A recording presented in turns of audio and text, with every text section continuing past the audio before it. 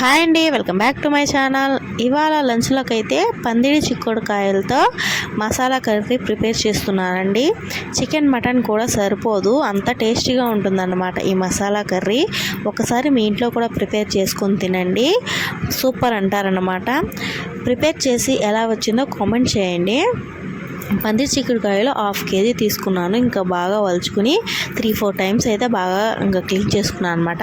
టమాటా ఎర్రగడ్డ అనేది కట్ చేయకుండా నేను మిక్సీకి వేసేసుకున్నాను.